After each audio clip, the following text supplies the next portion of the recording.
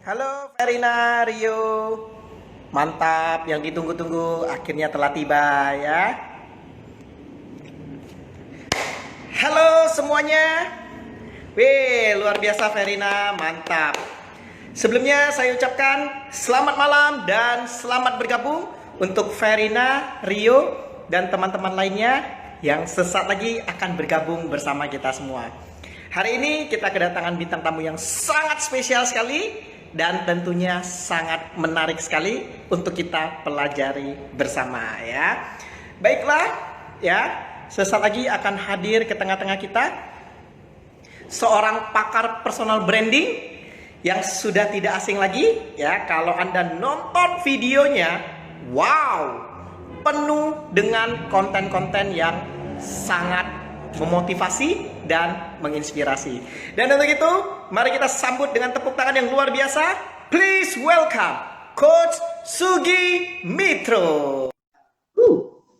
Oke, halo Lia Property. Mantap, dari Surabaya ya. Mantap. Halo, Halo, malam. malam Wow. Ferdi Kawi ya. Apa Di- kabar? Baik, wah luar biasa sekali nih Coach Sugi.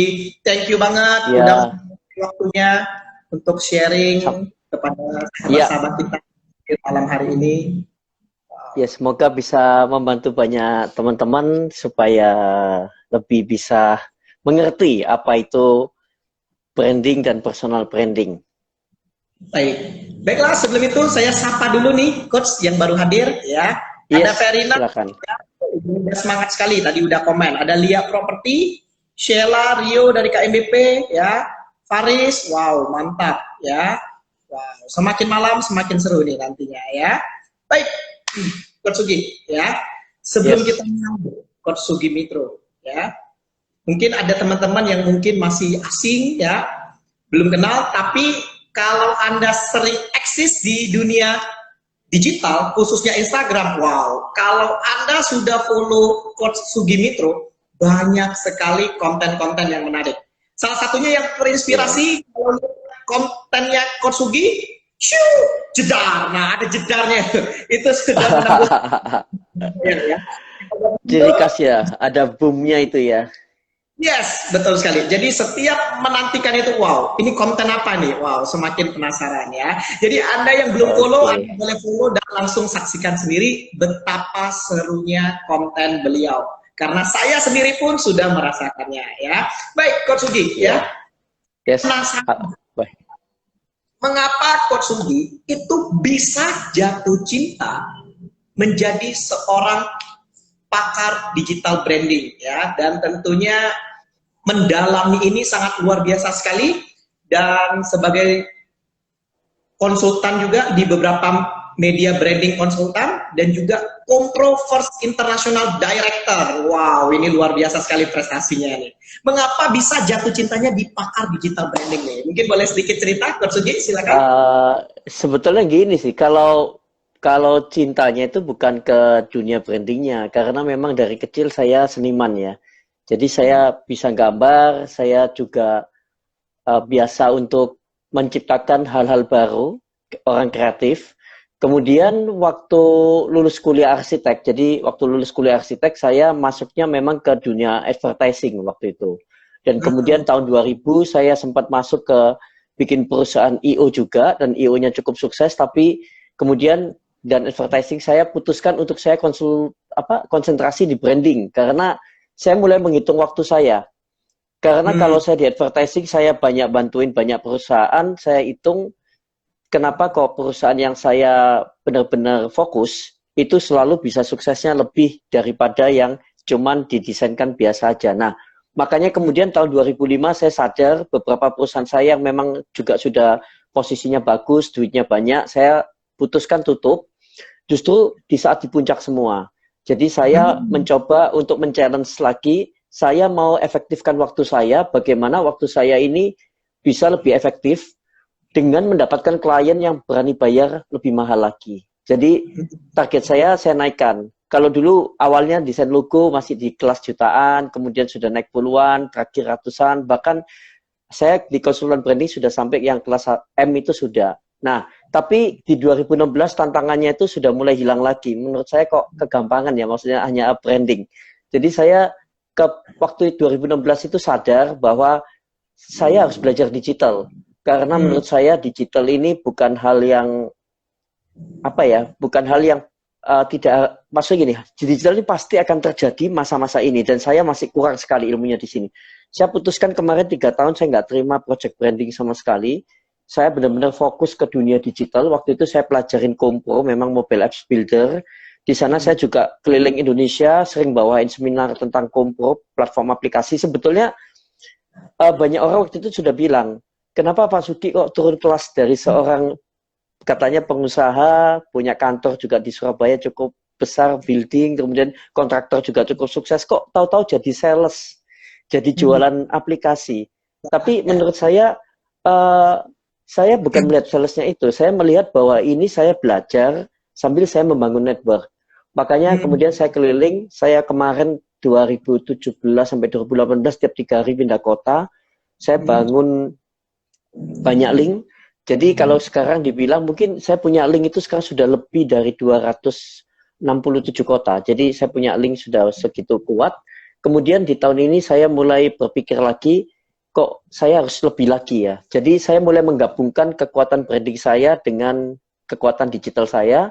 Dan tahun ini saya lagi garap beberapa startup yang saya yakin tahun depan sudah akan booming semua. Jadi levelnya saya naikin terus. Maksudnya kalau dipanggil coach, sebetulnya saya ini nggak pernah nge-coach siapa-siapa. Jadi sebetulnya kalau dibilang coach, konsultan lebih tepatnya ya. Karena kalau coach itu kan lebih nge-guide ya. Saya termasuk level, bukan level ya, tapi kerjaannya tuh kayaknya lebih banyak ke konsultan. Karena lebih nanganin dari caranya gimana, sampai ngasih solusi, sampai desainkan, sampai benahin manajemen. Jadi lebih luas lagi. Kalau coach kan biasanya menggali dari lawannya, mereka akan coba digali terus. Tapi biasanya kalau konsultan itu lebih sampai mengarahkan sampai harus desainnya seperti ini, strategi marketing seperti ini, ngadepin market seperti ini. Jadi lebih detail lagi. Nah, mungkin karena itu waktu tahun 2017-2018 ini Ferdi banyak yang mengira saya ini motivator. Karena saya waktu itu sering seminar tandem sama Pak Andre Wongso. Dan mereka lihat kok di panggung kok gayanya kayak rocker gini, bukan kayak pembicara biasa. Karena memang saya punya kebiasaan yang menurut saya ini nggak suka sesuatu yang sama. Dari desain, dari penampilan, saya dari dulu tuh kepingin punya karakter sendiri. Jadi meskipun ya seperti cincin ini mungkin juga bingung ya. Cincin ini kan agak beda dengan orang lain. Kalau tahu ini sebetulnya cincin ini, kalau tahu ini cincin ini sebetulnya telinga punya ini, saya jadiin cincin. Karena saya suka modelnya. Jadi saya ini suka menciptakan sesuatu yang mungkin orang nggak mikir, saya suka, saya pakai aja. Justru saya nggak suka yang terlalu kelihatan mewah, saya suka apa yang cocok dengan saya. Nah, kemudian kacamata saya ini nggak ada minus, nggak ada plusnya. Jadi ini sebetulnya kacamata netral, cuman saya pakai aja supaya lebih gampang dikenalin. Jadi topi ini juga kemarin ada ceritanya, karena waktu keliling Indonesia itu, waktu itu banyak yang bingung, Pak Suki yang mana ya Pak Suki kalau janjian di kafe, yang ketemu 1 jam kan yang antri 10 orang, daripada saya pusing, saya mulai pakai ciri khas, pokoknya cari yang topinya bentuknya kayak gini. Jadi karena poster saya sering dikasih foto, kalau saya mau ke kota tuh sudah tahu mereka yang datang seperti ini, jadi orang carinya gampang. Itu namanya personal branding secara visual. Nah, kalau personal branding yang lain-lain ya banyak. Sebetulnya saya bisa cerita ke teman-teman ya, pentingnya sebuah personal branding itu seperti ini. Apalagi di dunia digital hari ini ya. Wah, ini banyak teman-teman join. Tadi ada kakak saya Sugianto Tan, kakak saya itu pengarang buku, sudah 7 buku malah. Apalagi dia pembicara yang lama. Iya, kalau saya ini kan baru mulai sebetulnya. Kalau Bro Enok, wah arsitek dari Surabaya ngetop sekali. Apa kabar? Wang Nurdin, Bro Wang Nurdin. Oke, jadi ceritanya gini nih. Kenapa saya tertarik di dunia digital? Dan tahun ini memang saya ada beberapa wartawan yang bilang, Pak, Bapak ini sebetulnya bisa disebut pakar digital branding. Karena menurut mereka pengalaman saya di branding, saya ini mungkin kalau sudah desain tuh sudah ribuan atau puluhan ribu ya kalau desainnya. Klien sudah ratusan, mungkin juga di atas 1000 karena sudah banyak sekali. Saya sudah 24 tahun di dunia ini. Jadi menurut saya apa ya? buat saya kalau untuk brand-brand begitu apa ya, terlalu paham gitu loh. Kalau paham caranya bagaimana perusahaan bisa terkenal, bagaimana perusahaan sakitnya itu apa, supaya jadi kadang lihat logonya orang aja langsung bisa kebaca. Atau lihat sesuatu itu cepat sekali, saya sudah tahu, oh ini salahnya di sini, ini sini, produk ini nggak laku. Karena apa? Saya bisa langsung kasih solusi. Sebetulnya kalau ada komputer, saya langsung bisa desainin yang benar seperti apa dengan seketika aja. Nah, makanya orang banyak bilang saya disebut pakar, karena kemampuannya, skillnya di hampir menguasai banyak bidang ya. Nah, itu yang bikin akhirnya tahun ini saya tertantang, kenapa saya nggak menciptakan startup-startup yang bisa membawa nama Indonesia lebih gila lagi. Nah, makanya saya kasih tantangan lebih. Kemudian saya mulai membuat perusahaan-perusahaan dengan produk saya sendiri. Karena selama ini kan saya kebanyakan kan bikin punya orang. Saya sekarang men-challenge diri saya punya produk-produk dengan merek saya sendiri. Memang nggak akan kelihatan karena saya jarang expose. Saya kalau kelihatan ya biarlah kelihatan Sugimitro yang suka ngoceh-ngoceh di Instagram. Tapi saya tahun ini mungkin kalau bisnis saya buka itu sudah 7 ya, kalau nggak bisnis baru ini. Malah banyak PT saya buka baru, tapi nggak kelihatan memang. Saya nggak terlalu, cuman menurut saya justru pandemi ini saya melihat banyak sekali peluang dan saya agresif sekali. Saya agresif untuk melihat peluang itu dan langsung masuk. Tapi kembali ya, zaman ini zaman kolaborasi. Saya tahu kelebihan saya di mana, saya akan gandeng orang-orang yang punya kekuatan yang bisa menutupin kelemahan saya. Jadi itu apa ya, strategi ya. Sekarang digital ini kan semua bisa kerja jarak jauh, jadi kita harus manfaatkan itu. Nah, mungkin kalau kita kembali ke tema hari ini, pakar digital branding, terus teman-teman banyak yang tanya tentang personal branding. Jadi kenapa begitu penting? Karena kita sudah tahu kekuatan sebuah media sosial. Media sosial itu sangat butuh yang namanya kekuatan branding, personal brandingnya sebetulnya. Jadi kalau ada pertanyaan, banyak yang tanya ke saya seperti ini, enaknya personal branding dulu apa product branding dulu? Kalau Bro Ferdi saya tanyain jawabannya apa?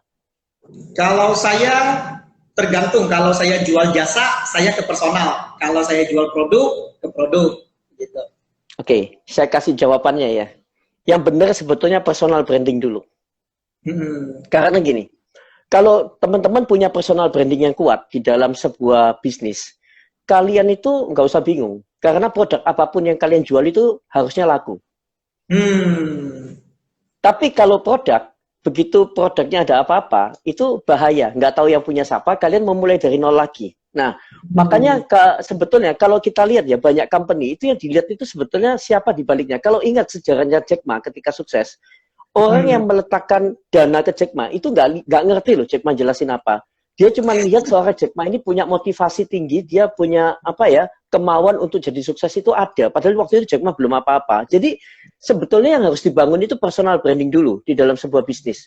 Jadi kalau teman-teman merasa ngapain saya punya personal branding yang kuat, itu salah benar hari ini. Apalagi tampilan di Instagram ya. Instagram itu sekarang adalah kacamatanya orang melihat kita.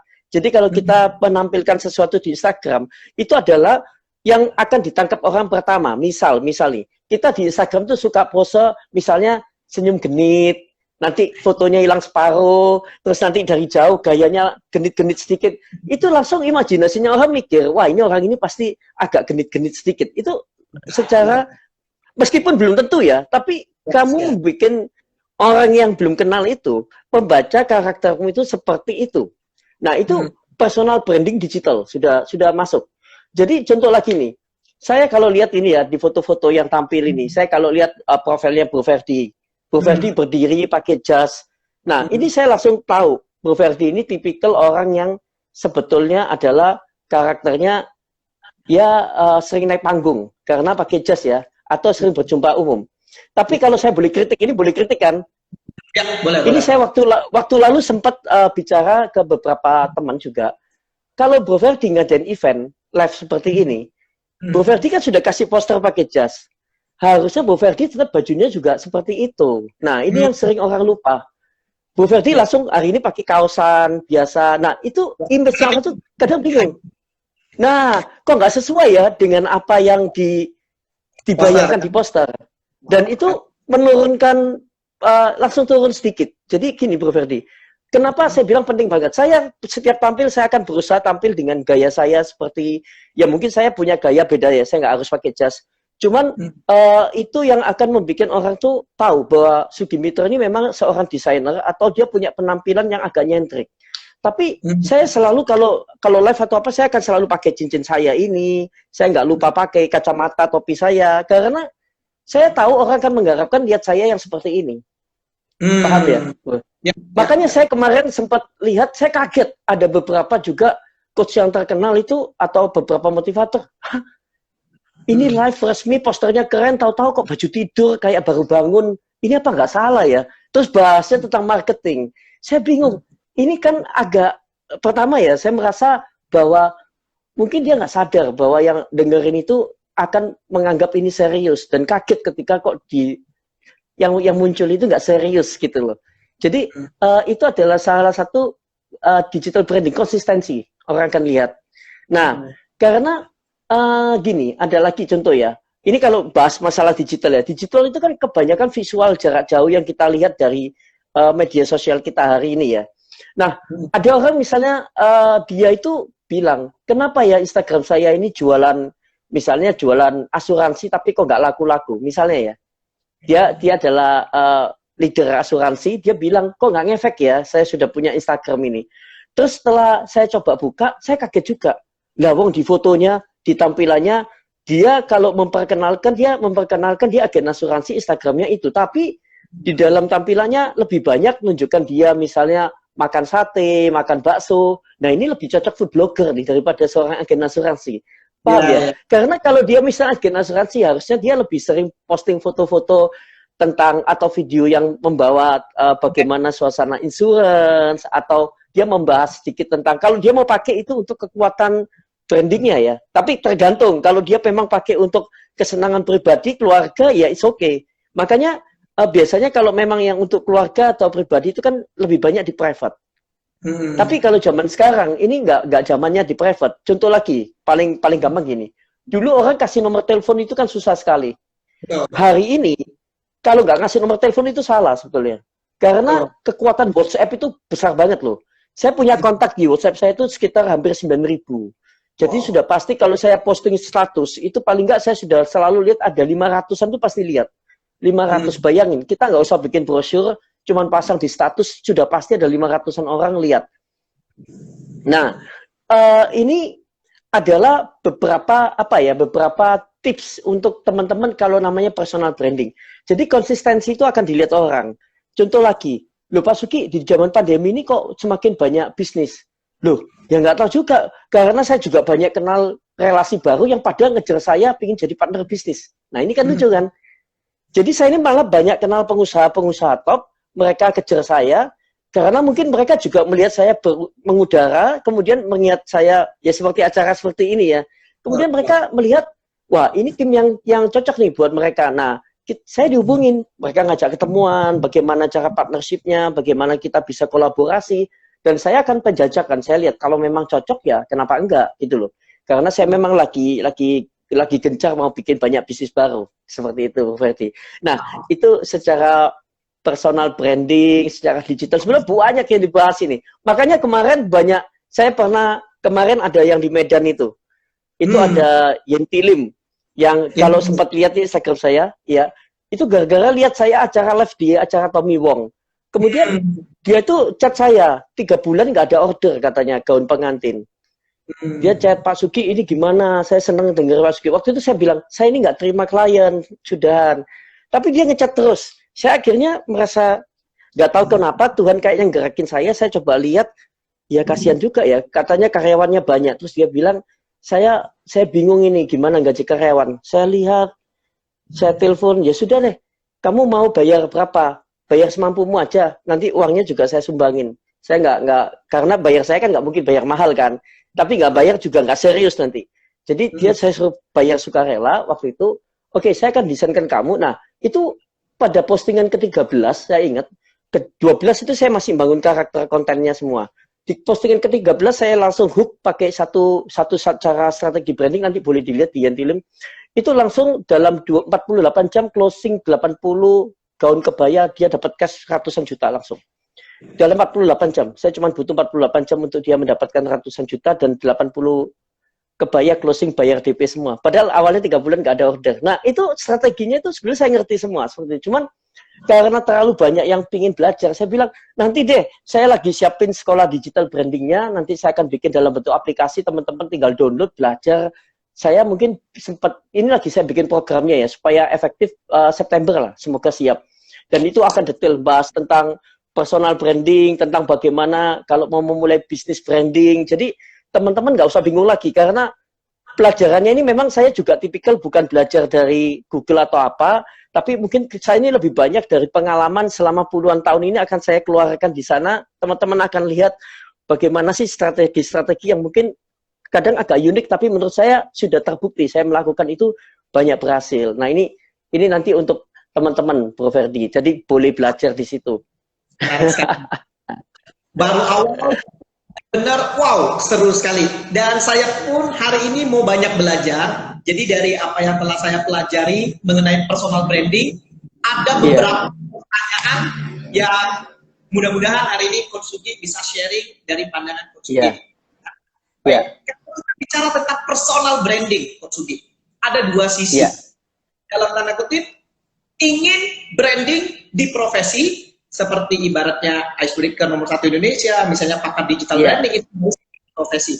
Atau dari branding dari segi nama. Misalnya teman saya namanya Hendra.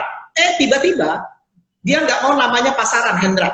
Dia ubah jadi Soyu Katana. Wah, ini kan menarik nih. Sebenarnya kita ketahui misalnya ada Demian Aditya. Nah, bagaimana pandangan Coach Sugi antara branding di profesi dan branding di nama?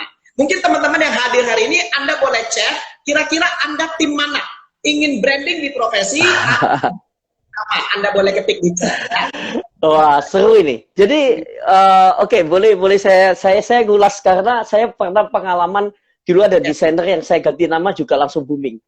Jadi, tergantung kerjaannya ya. Jadi tapi sebetulnya nama itu sangat penting kalau kita jadi seorang public figure. Jadi jangan heran kalau banyak penyanyi itu ganti nama. Karena kalau penamaannya susah disebut atau banyak kembarannya, memang dia untuk terkenal itu akan butuh proses lebih panjang. Apalagi kalau jadi seorang pembicara. Kalau tadi saya lihat Ferdi Kawi punya ciri khas, nggak kesulitan cari namanya di Instagram. Karena nama Ferdi Kawi itu kan cuma satu mungkin. Kalau Ferdi aja banyak yang punya. Nah itu sudah salah satu cara paling gampang karena penamanya disambung. Tapi ada beberapa orang saya minta ganti namanya karena nggak mencerminkan bidang kerjaannya. Jadi saya minta tambah nama Mandarinnya atau nama baptisnya, mereka akan menjadi lebih keren. Jadi belakangnya itu diganti, jangan nama yang sekarang tapi dikombinasi. Nah, tapi kalau ditanya penting mana, julukan atau namanya? Sebetulnya dua-duanya penting. Kembali, maunya arah mana? Kalau tadi misalnya gini, julukan itu harus sesuatu yang sesuai dengan karakter yang akan dibawa setiap hari. Contoh ya, kalau saya pakar digital branding, makanya saya terakhir postingan, kan saya baru bikin nama pakar digital branding itu tahun ini. Saya memang berusaha untuk supaya orang menilai saya diposisikan sebagai pakar digital branding Indonesia. Makanya saya konsisten tahun ini sudah postingnya semua ke branding semua.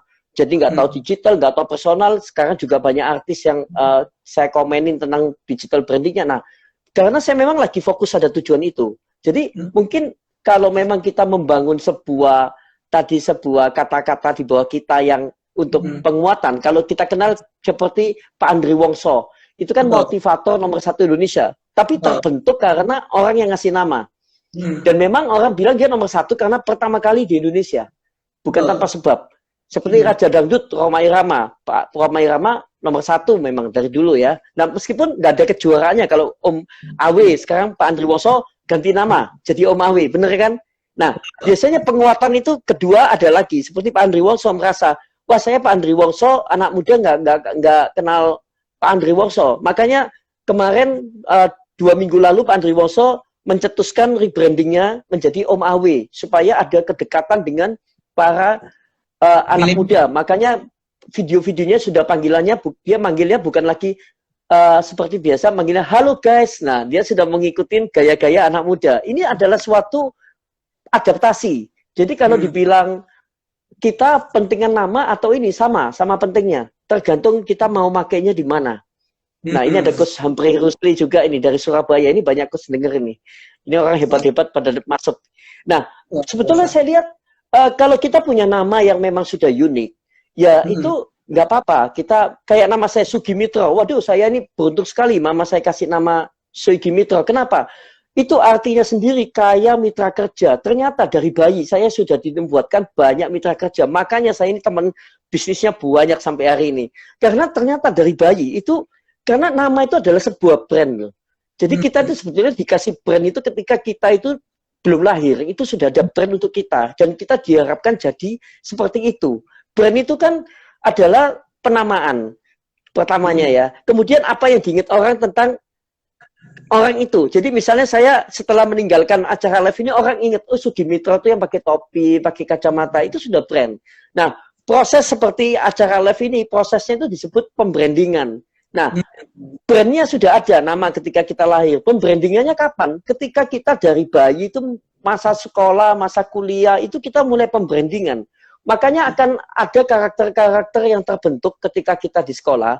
Teman-teman sekolah kita itu akan melihat kita itu siapa waktu itu. Oh, ini anak yang diam, pendiam. Oh, ini anak yang playboy.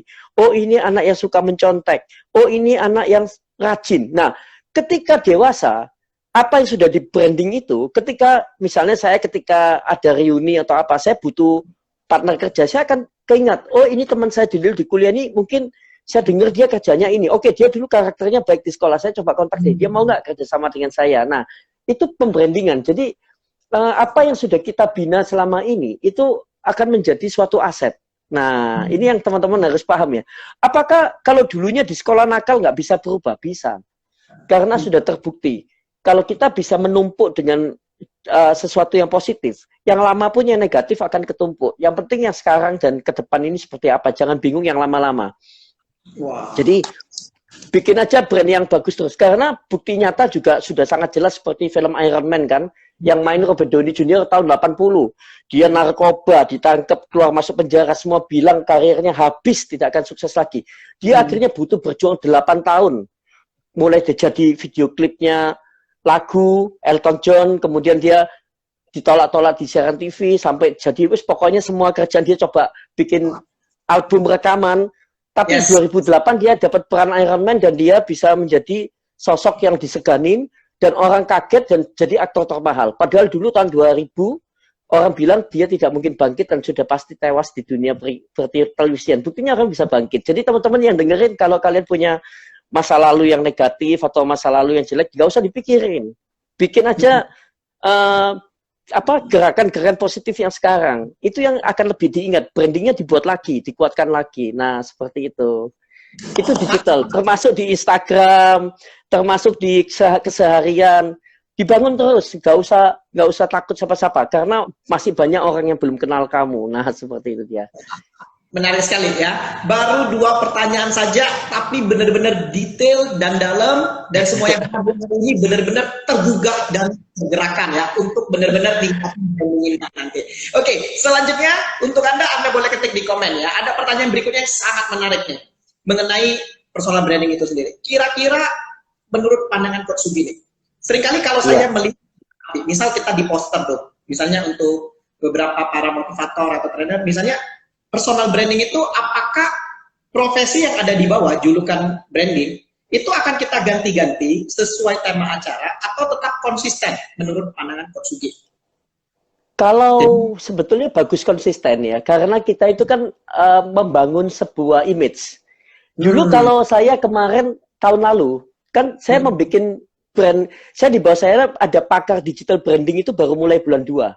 Tapi ternyata sambutannya positif dan berapa bulan ini orang sudah mengenal saya pakar digital branding. Bahkan kalau coba teman-teman search di Google pakar digital branding, nanti coba lihat yang keluar nama saya, nama siapa ya di paling atas berita. Jadi sebetulnya harus konsisten. Tapi memang kalau kemarin tahun lalu sama sekitar 3 tahunan 2016 sampai 2019, orang tahunya saya Kompro First International Director, tahunya itu. Tapi kalau 2016 ke bawah, itu orang tahunya Sugi Mitro adalah konsultan branding termahalnya Surabaya. Karena saya pegang banyak proyek-proyek besar. Kan saya dari Surabaya. Nah, itu adalah ya kita memang bisa membikin. Jadi itu bisa diganti dengan kebutuhan kita. Kalau nama jangan diganti-ganti sebetulnya.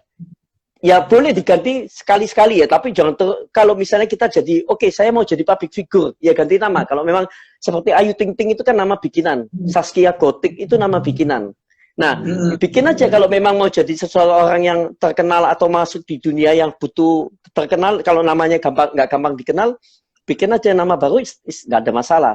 Tapi kalau yang tadi yang namanya emblem di bawah, itu sesuaikan dengan target ke depan apa.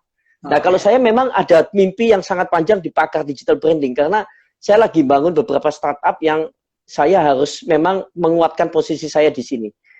Jadi, saya ini bukan menguatkan di pembicara sebetulnya, cuman banyak orang kira saya lagi mau masuk dunia pembicara speaker, bukan. Saya masuknya ke bisnis, bukan ke dunia ini. Cuman banyak yang ngundang bicara, ya oke lah, diundang UMKM, atau oke, kan namanya berbagi.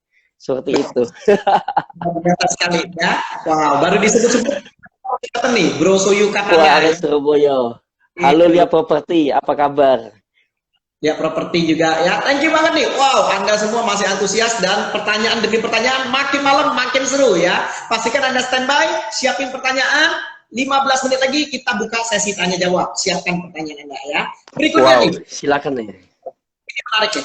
Tadi ketika Coach Sugi bercerita, ada dua kesamaan di situ. Di mana tadi Pak Andri Wongso yang lagi viral, dikenal dengan nama Om Awe, tiba-tiba rebranding. Yeah. Kemudian perjalanan hidup dari Coach Sugi tadi, yang awalnya dikenal sebagai Comprovers International Director, kemudian berubah lagi menjadi pakar digital branding, itu kan ada momentum.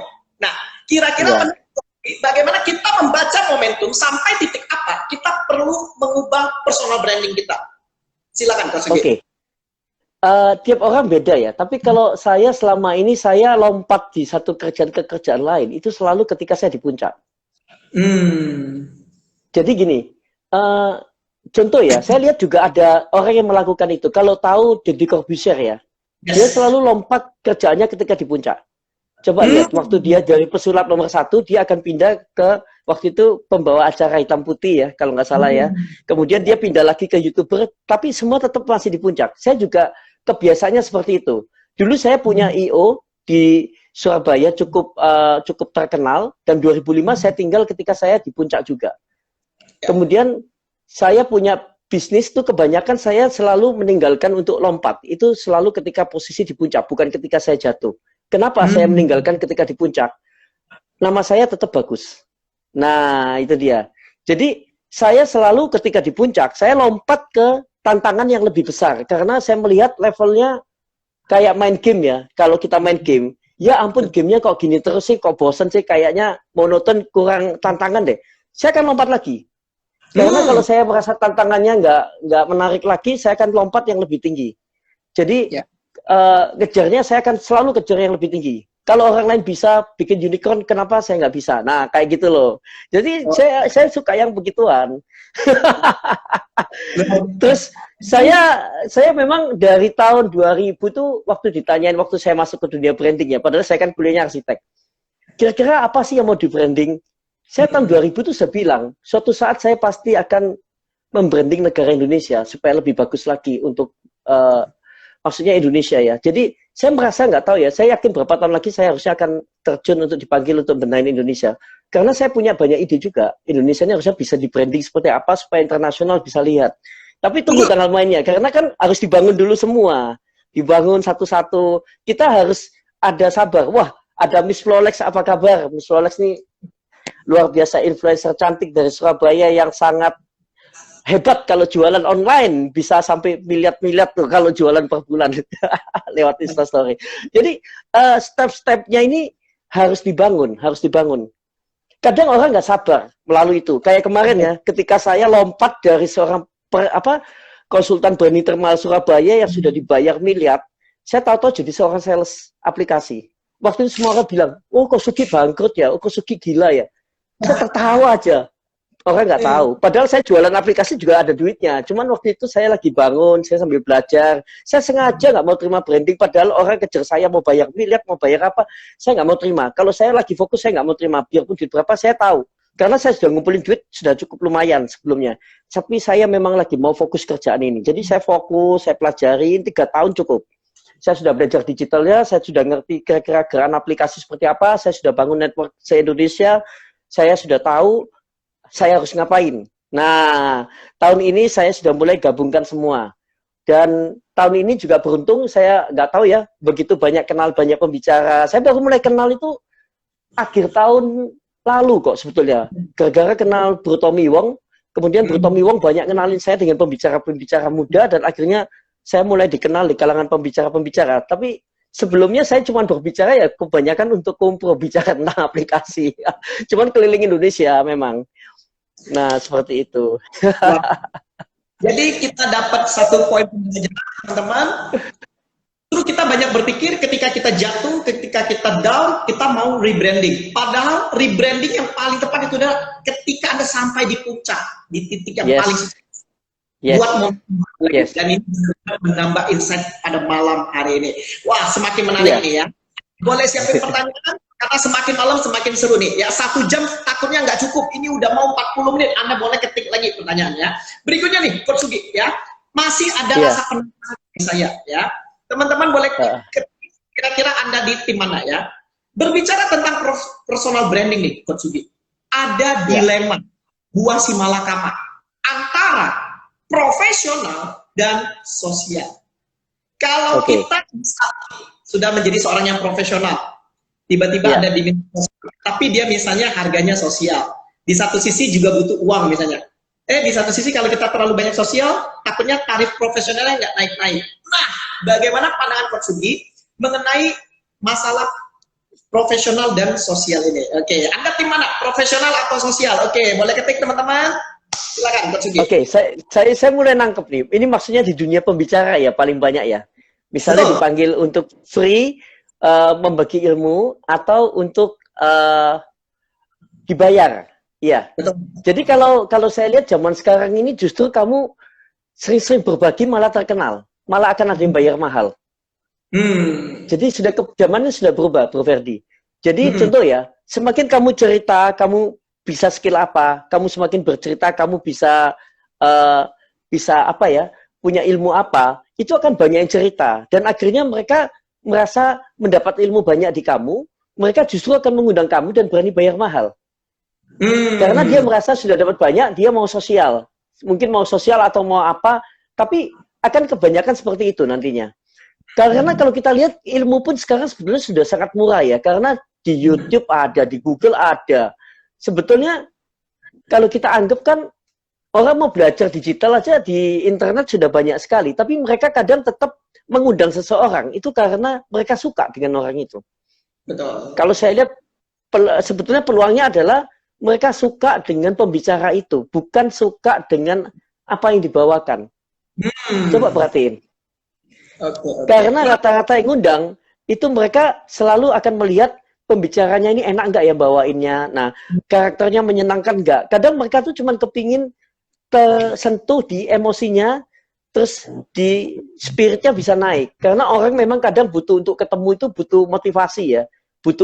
Makanya orang itu kan beribadah ke gereja atau ke masjid atau ke vihara. Sebetulnya kan kalau kita lihat mereka-mereka itu kan mendengarkan pembicara-pembicara di tempat ibadah masing-masing. Mereka untuk mendapat motivasi. Jadi diundang itu karena mereka suka. Jadi berbagilah ilmu, nggak usah bingung. Karena sebetulnya orang yang dengerin juga kebanyakan sudah ngerti ilmunya. Tapi mereka karena suka dengan kamu. Nah, kalau dibilang berbagi atau jadi kalau dua bisnis itu, saya sih akan lebih condong pinter-pinternya seorang pembicara untuk memang berbagi, ya berbagi aja. Tapi kamu juga punya hal yang khusus, yang kamu punya karakter. Kamu bisa bedain bahwa kalau dibayar, itu performansmu agak bedain sedikit. Anggap show-nya lebih menarik lah. Jangan sama monoton sama dengan kalau live cuma di Zoom. Jadi kan orang nggak ada sesuatu yang lebih. Seperti penyanyi kan. Penyanyi kan kadang nyanyi di YouTube. Tapi kan akhirnya di panggung, masa dia kan nyanyi kayak di YouTube? Kan enggak. Dia kan harus ada atraksi lampunya, ada sedikit bagaimana menggait penonton, bagaimana bisa menghidupkan suasana. Nah, itu yang kita mainkan. Jadi orang tuh akan berkesan dan pengen ngundang lagi gitu. Jadi ketika tarifnya makin beda atau apa, ada value yang berbeda di sana kok ya.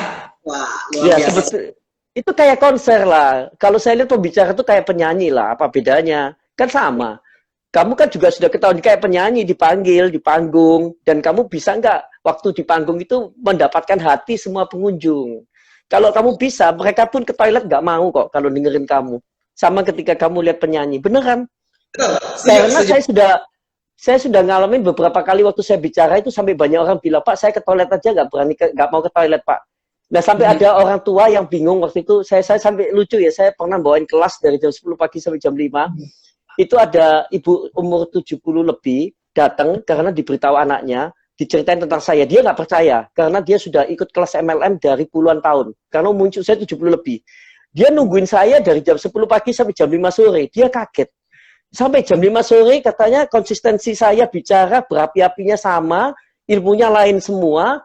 Bahkan setelah jam 5 saya suruh pulang, nggak mau pulang semua orang sampai setengah 7, sampai bingung, sampai akhirnya saya tutup itu, paksain pulang. saya Sampai terakhir itu ibu itu datang ke saya, Pak, saya pertama diceritakan anak saya nggak percaya loh Pak. Saya akhirnya bingung, kenapa Bapak bisa seperti ini ya? Saya belum pernah lihat yang seperti ini puluhan tahun. Saya bilang gini, Bu, gampang kok, gampang sekali. Loh, apa rahasianya? Rahasianya cuman bicaranya pakai hati, Bu, nggak usah dibuat-buat. Dari tadi saya bicara tuh, saya cerita dengan apa yang ada di hati saya nggak ada hafalan sama sekali. Saya cerita apa isi yang saya ada di pikiran saya semua, dan orang enjoy. Kayak penyanyi, kalau menyanyi dengan hati kan enak. Tapi Yes. penyanyi suaranya enak, kalau dia nyanyi nggak dari hati, itu nggak enak di panggung. Audiensnya nggak bisa nikmatin. Nah, kuncinya cuma di sana. Jadi dapatkan hatinya. Oke. Gitu. Sekali Coach Sugi ya. Jadi banyak sekali yang saya belajar banget ya dengan ini. Saya yakin bukan hanya saya, tapi yang ada di rumah juga merasakan manfaatnya dan personal branding mereka naik, tentunya omset juga meningkat ya. Baik, ini ada pertanyaan Iya. obesitasio, ada Coach Hubertus Sigit. Wow, mantap ya. Wow. Ini ada Mr. Bobby Chen ini, CEO muda dari AyoFit. Apa kabar? Wah, semangat nih, tadi pagi barusan, tadi siang meeting sama saya, beresin aplikasi AyoFit. Biasa. Ada Adire juga di dalamnya, ada Ricky Syam, Konfon. Kita lagi bikin aplikasi super ini untuk olahraga.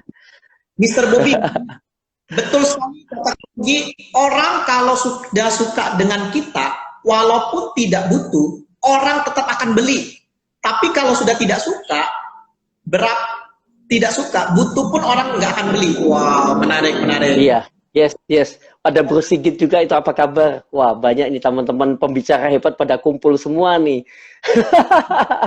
Wow, ada Pak Agus, ada Bu Agus Rahlim. Oke, luar biasa sih teman-teman kalau mau dengerin. Memang saya kalau berbagi juga, saya nggak pernah kalau live atau naik panggung ada hafalan, nggak ada. Saya panggung, sudah naik panggung kapanpun saya siap kok, karena saya bicara dari hati aja. Cuman kalau ada presentasi, kalau saya bawa presentasi, saya juga akan menyiapkan, kalau saya digital ya, saya menyiapkan sesuatu yang lebih wow, gitulah, Wow, dari tampilan visualnya. betul. Nah, Coach Sugi, ada pertanyaan-pertanyaan yang sudah pasti dan menarik. Coach Sugi, bagaimana caranya Coach Sugi bisa bangun relasi yang banyak? Bahkan saya dengar-dengar yang ajak Coach Sugi kerjasama itu sampai artis-artis top, bahkan orang-orang top yang ingin bermitra dengan Coach Sugi. Apa sih tips and triknya? Nah, ini yang bikin penasaran nih ya. Relasi bangun hubungan, silakan. Sebetulnya gampang banget. Kita bangun relasi itu kalau kita sudah punya personal branding yang kuat, bahwa kita itu memang mampu di kerjaan yang kita lakukan. Kan orang mengajak saya kerjasama karena tahu saya punya skill di desain, saya punya skill di digital marketing, saya punya skill di digital branding. Mereka kejar saya.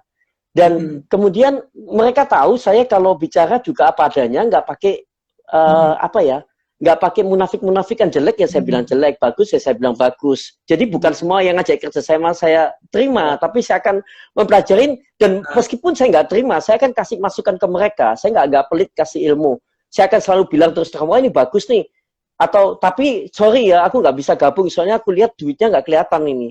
Saya soalnya kerja juga tetap cari duit gitu loh. Maksudnya lu kasih aku saham free saja, tapi kalau aku lihat bisnismu ini nggak bisa menghasilkan duit, buat apa saya buang waktu di situ? Karena kan tetap kerja kan juga harus ada hasil ya. Kita kan hidup kan juga butuh uang. Nah ini kan yang harus kita lihat. terserah nanti uangnya mau disumbangkan atau apa, tapi kan juga seneng kalau dapat uang. Kayak Mario Bros kan, kalau lompat-lompat kan kejar koin juga kan, meskipun dia tujuannya sampai ke final ketemu putrinya, tapi kan sambil jalan kan duitnya dikumpulin terus. Nah, itu dia. Jadi kalau dibilang rahasianya apa, sebetulnya kembali, tampilkan kamu apa adanya dan orang menilai kamu secara cepat. Jadi kadang orang kan banyak ketemu seseorang, itu dia banyak nutup diri. Betul. Nah itu kita salah. Salah banget. Kalau ketemu orang, dalam waktu beberapa menit, kamu bisa nggak ngambil hatinya orang itu? Saya setiap ketemu satu orang, kebanyakan orang itu akan impression dan contohnya terakhir saya kan ketemu beberapa artis, dan mereka malah minta telepon saya. Bukan, maksudnya gini ya, mereka kaget, terus mereka lihat, Pak, boleh, apa, kok boleh minta teleponnya? Biasanya kan kita yang minta ke artis ya, ini kebalik, artisnya minta. Karena dia butuh, dia tahu, dia ada butuh sesuatu yang saya punya, yang dia nggak punya. Nah, itu yang kita harus keluarkan. Jadi teman-teman, caranya branding diri itu adalah kamu harus bisa, kamu memposisikan kamu ini pengen dikenal apa, terus bisnismu apa yang pengen kamu kenalkan ke orang lain. Jadi jangan sungkan cerita. Misalnya, kamu ini penjual asuransi, jangan malu. Ya bilang aja, oh saya sekarang kerjain asuransi. Tapi jangan maksain orang baru kenal ya. Maksudnya, ya asuransi sudah lama, saya sudah menjalanin sebagai agen asuransi 20 tahun. Paling nggak di otak orang itu kerekam, oh ini agen asuransi 20 tahun berarti setia ini. Kalau saya masuk di orang ini, saya akan diperhatikan dengan baik. Nah, itu salah satu penanaman pola pikir kita ke orang lain. Iya, jadi jangan ragu. Misalnya saya ini pembicara, setiap ketemu orang cerita aja. Oh ya, saya biasanya diundang pembicara sebagai coach bisnis. Ya cerita aja, karena siapa tahu dia terekam lain kali ditanyain temennya, oh panggil aja si Ferdi Kawi, itu coach bisnis penghancur es tuh katanya. Wah, nah itu harus diceritakan. Jadi nggak usah malu. Nah, mantap. Jadi intinya kalau Anda ingin menjalin kerjasama dengan siapapun, pastikan orang lain tahu apa produk dan jasa Anda. Jadi intinya bukan Anda kenal orang, tapi bagaimana orang bisa kenal Anda. Itu yang penting ya. Iya, jangan lupa langsung tukar nomor WA, kalau bisa tukar Instagram, karena itu adalah portofoliomu. Jadi jangan sampai sekarang kalian males benerin Instagram atau WA. Saya kalau setiap ketemu orang, biasanya saya kalau akan dikenalkan seseorang, saya akan tanya dulu, namanya siapa? Saya akan cek dulu media sosialnya. Paling nggak saya sudah ada gambaran orang ini siapa. Jadi itu penting ya teman-teman ya, karena kita bisa tahu ke arah mana kita bicara. Contoh ya, kita agen asuransi, kita akan menemuin orang yang target market. Kita akan cek dulu di Instagramnya. Oh dia fotonya sering sama anak-anak. Tentunya kamu tinggal nawarin aja yang hubungannya asuransi dengan anak, itu banyak diambilnya. Pendidikan. Tapi terus kamu nawarin dia tentang investasi jangka panjang atau apa ya, dia akan pusing-pusing sendiri. Yes. Paham ya? Karena kalau kamu pelajari Instagram, kamu sebetulnya bisa mengetahui apa karakternya dia itu. Dan itu yes, semakin lama akan semakin terbuka kok. Jadi nggak ada yang ditutup-tutupin, nggak perlu. Jadi justru kalian tunjukkan aja kamu seperti apa, nggak ada masalah. Wow, mantap, semakin menarik ya. Jadi Anda sudah makin termotivasi dan terinspirasi pasti malamnya. Berikutnya, pertanyaan yang sangat menarik nih, mengenai teknik. Nah, ini menarik. Ada sahabat kita, Pak Hadi Suyitno, beliau bergerak di bidang otomotif. Bagaimana pandangan Coach Sugi untuk personal branding di dunia otomotif? Silakan, Coach Sugi. Iya, otomotif dia gini. Dia fokusnya apa? Jual beli mobil bekas atau punya sebagai dealer mobil? Oke, boleh diketik mungkin Pak Hadi Suyitno, mobil baru atau mobil second? Silakan, Pak Hadi Suyitno. Ya. Oke, anggap kalau misalnya jadi, mobil baru bagaimana? Sepertinya mobil baru mobil dia. Apa? Mobil baru. Toyota. Kalau Toyota. mobil baru? Toyota. Oke, kalau misalnya gini, ada beberapa macam. Misalnya kalau dia ownernya Toyota, kan tentunya biasanya nggak tampil malan. Yang ditampilkan adalah brand company-nya Toyota cabang mana. Itu dicoba. Jadi ada beberapa kesalahan yang mungkin Instagramnya Toyota itu mungkin mereka terlalu fokus dengan menunjukkan mobil, tapi nggak menunjukkan bagaimana pelayanan mereka tuh lebih baik dibanding tempat lain. Jadi kalau saya misalnya punya Toyota, saya akan lebih menceritakan, yuk datang sini yuk, servisnya akan ramah loh, terus kita siapkan kita siapkan minum dan TV loh, kita siapkan wifi kenceng loh. Nah itu yang lebih diekspos, mestinya akan menarik. Jadi orang ke bengkel itu nggak ragu. Oh, saya pilih Toyota ini. Nah, itu misal contoh ya. Tapi kalau sekarang sebagai sales Toyota, itu bagusnya itu kalau kita di Instagram, setiap orang yang beli kita ajak live, kita rekam. Jadi waktu saya terima mobil, terus dikasih testimoni sedikit, itu masukan. Karena apa? Kalau kita seorang sales Toyota misalnya, kita sering masukkan itu kan terlihat bahwa kita ini ramah dengan pembelinya, kemudian kita terlihat banyak closing, dan orang akan semakin melihat kamu adalah tempat beli yang nyaman. Karena kembali, orang beli asuransi, beli mobil, itu kembali kebanyakan lihat orangnya. Bukan lihat asuransinya. Coba perhatiin lagi. Kadang orang beli asuransi itu karena hubungan saudara atau teman. Jadi mereka tuh sebetulnya isinya apa nggak terlalu baca. Makanya personal brandingnya harus dikuatin bener di sini. Properti sama. Properti itu biasanya mereka akan lebih dengerin orang-orang yang bisa mereka dekat dan mereka percaya titik tanahnya di mana, atau mereka lebih percaya, oh tanah ini bakal naik. Nah makanya yang dikuatin nanti di Instagramnya kalau jual properti sama. Kuatkan bahwa kamu ini benar-benar menguasai properti. Bukan kamu menguasai bakso atau menguasai bakmi. Maksudnya nunjukin kamu makan. Jangan. Pisahkan yang bisa. Jadi kalau orang lihat itu kamu tunjukkan memang kamu itu profesional di bidang properti. Maka nanti bisnis propertinya akan laris harusnya. Nah, seperti itu. Wow, menarik. Ya, luar biasa sekali ya. Silakan Anda boleh ketik lagi pertanyaan ya. Waktu makin singkat, mudah-mudahan Coach Sugi bisa jawab dengan cepat untuk mengcover beberapa pertanyaan yang ada di sini. Pertanyaan menarik. Ya, nggak ada boleh DM lah. Nanti saya DM selalu jawabin, cuman ya sabar ya. Kadang kalau lagi kerja ya nggak. Tapi saya akan jawab semua DM kok biasanya. Oke, mungkin Anda boleh DM ya. Anda boleh follow Instagramnya Coach Sugi Mitro. Ya, beliau sangat humble sekali. Ya, jadi kalau Anda mau tanya, Anda boleh ketik. Ya, untuk follow DM lebih lanjut yang pertanyaannya belum tercover ya. Baik, satu pertanyaan yang menarik nih. Coach Sugi, bagaimana menurut pandangan Coach Sugi ketika Coach Sugi tadi sudah branding dari segi visual, pakai topi yang ciri khas. Tiba-tiba ada yang ngikutin, kembarin topinya. Bagaimana pandangan Coach Sugi? Itu nggak ada masalah buat saya. Karena gini, saya punya kepercayaan diri yang saya bangun dari dulu. Kalau orang niru itu biasa, gak ada masalah.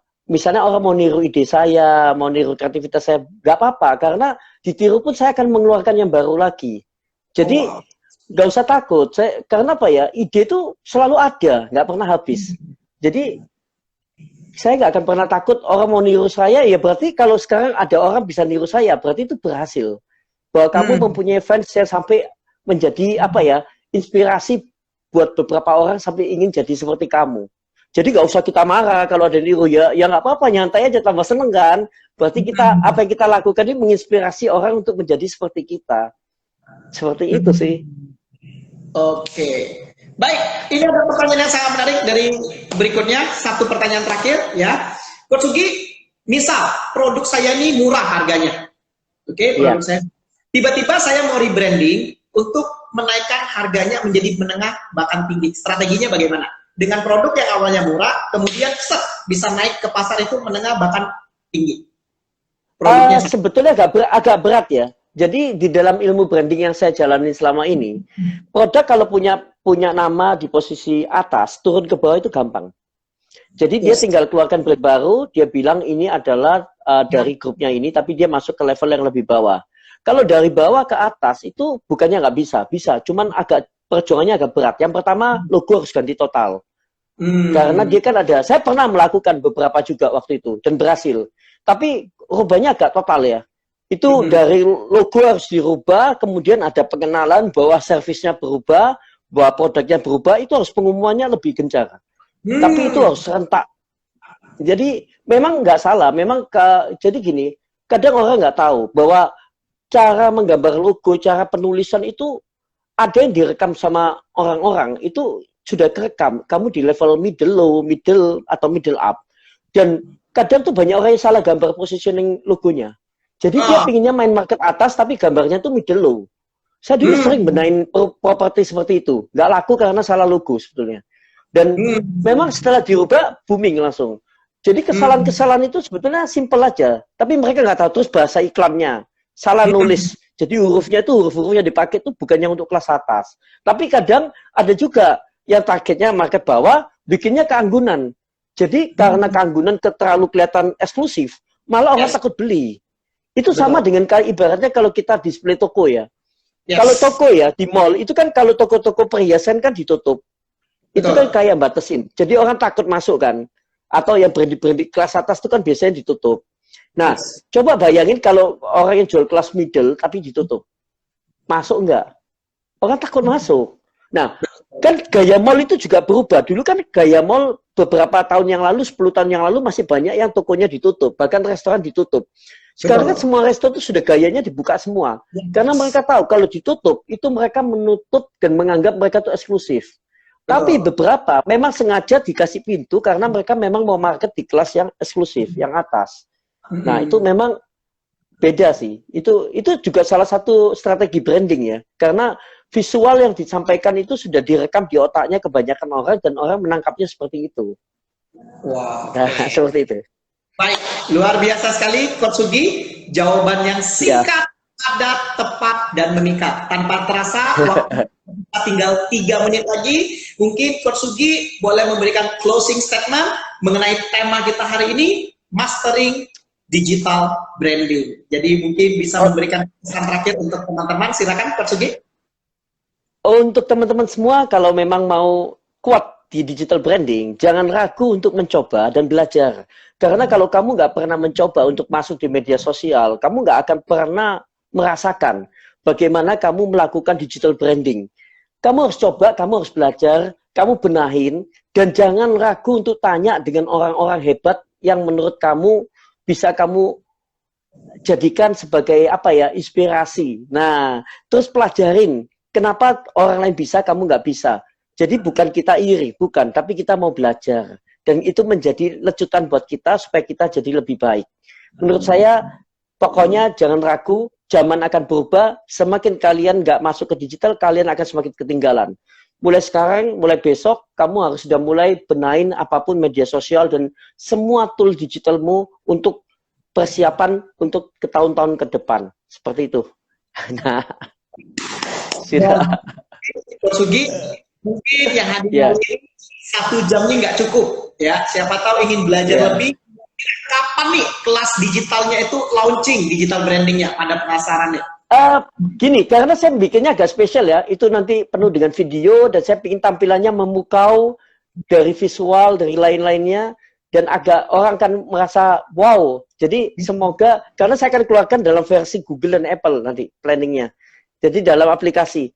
Dan itu nanti juga saya akan sistem semua orang bisa mengenalkan, juga saya akan kasih komisi. Jadi teman-teman juga kalau suka, misalnya mengenalkan ke saudaranya, saya akan kasih duit juga, langsung otomatis semua. Nanti tinggal GoPay apa sudah connect semua. Makanya saya butuh persiapan kira-kira bulan 9 semoga bisa launching. Harusnya bulan 8 saya undur, tapi ini demi semuanya jadi perfect semua. Dan saya pingin kalau orang senang membagikan kesenangan ini juga dapat duit semua. Dan saya nggak akan jual mahal-mahal, pokoknya nanti itu murah banget deh untuk ilmu ini daripada bayar saya ratusan juta atau ini paling cuman berapa bayar paling sekitar 300.000 atau berapa. Planning saya sih segituan sih, tapi ngenalin dapat duit lagi 100.000. Planning saya kayak gitu, nanti semua orang dapat duit lah nanti. Saling membagi ilmu, nanti belajar, nanti dibikinin komunitasnya. Saya pingin belajar bersama dan Indonesia jadi maju lah dengan ini. Jadi saya nggak mau jual mahal-mahal juga nanti. Ini plan saya sih, saya ada planning, lagi planning. Semoga siap, tapi masternya untuk halaman-halamannya sudah saya siapin semua, tinggal lagi dibenain satu-satu. Wah, mantap sekali semuanya. Bagi yang penasaran, Anda boleh langsung follow Instagramnya Coach Sugi untuk menantikan bulan 9 nanti akan ada terobosan kelas digital seperti apa. Anda boleh langsung follow, sekaligus bertanya bagi Anda yang beberapa belum sempat terjawab. Ya, DM aja, DM. Nanti saya akan coba jawab. Oke. Oke. Saya ucapkan selamat malam. Terima kasih untuk yang sudah bergabung. Sehat selalu dan selalu untuk Anda. Pastikan tingkatkan personal branding Anda. Selalu berbagi, selalu peduli, maka nilai jual Anda akan meningkat. Otomatis omset Anda melejit. Sampai jumpa di lain kesempatan. Thank you Coach Sugi. Sukses selalu. Thank you. Boom. Bye-bye.